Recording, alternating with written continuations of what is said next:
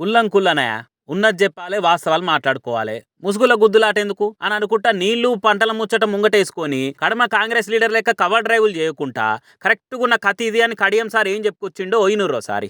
నేను మీకు నీళ్ళు ఇస్తాను హామీ ఇస్తాను, హామీ మీద మీరు పొలం వేసుకుంటే 1 నెల తర్వాత 2 నెలల తర్వాత నీళ్లు రాకపోతే అది ఎండిపోతే నన్ను శాపనార్థాలు పెడతారు. నేనేమంటానంటే సాధ్యమైనంత వరకు ఏదైనా ఆరుతోడు పంటలు వేసుకోండి. ఇంత మొక్కజొన్నో, ఇంత పెసల్లో, ఇన్ని కందులో, ఇంత సజ్జనో, లేకుంటే పొద్దు తిరుగులో ఏదో ఒకటి వేసుకోండి. లేకుంటే పొలమే వేసుకోవాలనుకుంటే కొంచెం ఇంకొక వారం 10 రోజులకు సమయం ఉంది, మన అదృష్టం కలిసి వచ్చి వర్షాలు మంచిగా పడితే పొలం వేసుకోండి. కానీ తొందరపడి ఆగం కావద్దు.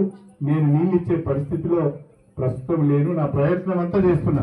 నేను నీళ్ళిచ్చే పరిస్థితుల్లో లేను, వరి పంట వేయకుర్రి, కావాలంటే కందులు పెసర్ల సొంటి పంటలు వేసుకోర్రి, లేకుంటే వారం రోజులు ఆగుర్రి, గాసారం మంచిగుండి వానలు పడితే వరి పంట వేసుకోవచ్చు అని కాంగ్రెస్ ఎమ్మెల్యే కడియం శ్రీహరి సారు ఎంత క్లారిటీతో చెప్పిరో కల్లారా చూసిరు కదా. మిగతా హస్తం పార్టీ లీడర్ల లెక్క మస్తు పొడుగు మాట్లాడుకుంటా నీళ్ల గురించి పీకర్ పడకుర్రి. మీకు కండ్ల నీళ్లు రాకుండా మా సర్కారు చూసుకుంటది. ఏదో ప్రతిపక్షాలకు పొద్దు ఒక పంచాయత్ చేస్తురు గాని అట్లేం లేదు, నిమ్మలంగుండ్రి నీళ్ళు వస్తాయి, నన్ను నమ్మురి కదా అని ఇప్పుడేదో పబ్లిక్ సపోర్ట్ల కోసం అబద్ధాలతో స్పీచ్లు దంచితే అటే ఇంకా నీళ్లు లేవన్న నిజాలు చూసి అన్నదాతలు ఆడిపోసుకుంటే ఆ పాపం నాకెందుకు అని అనుకున్నాడో ఏమో గాని నీళ్లు లేవు, అసలు తెచ్చే పరిస్థితుల్లో నేను కూడా లేను అని బాజాబ్తా బయటికే చెప్పేసింది. ఇట్లా సూపర్ సార్ మీరు. లేని ఆశలు పుట్టించి రైతన్నను రందుల పాలు చేసే కంటే ఉన్న నిజం చెప్పి వాళ్ళ ఆశల మీద నీళ్లు చల్లితే అయిపోతుందని ఎంత క్లారిటీతో నురు సార్ మీరు. మీ లెక్క కడమ కాంగ్రెస్ మంత్రులు ఎమ్మెల్యేలు కూడా ఉంటే అసలు వాస్తవం ఏందో అన్నదాతలకు తెలిసి జర్రంతనన్న జాగ్రత్త పడతారు. ఎమ్మెల్యే నయ్యుండి కూడా నా చేతులు ఏం లేదు, నీళ్లు తెప్పించే పరిస్థితి లేదు అని నిజాయితీగా నిక్కచ్చిగా చెప్పేసి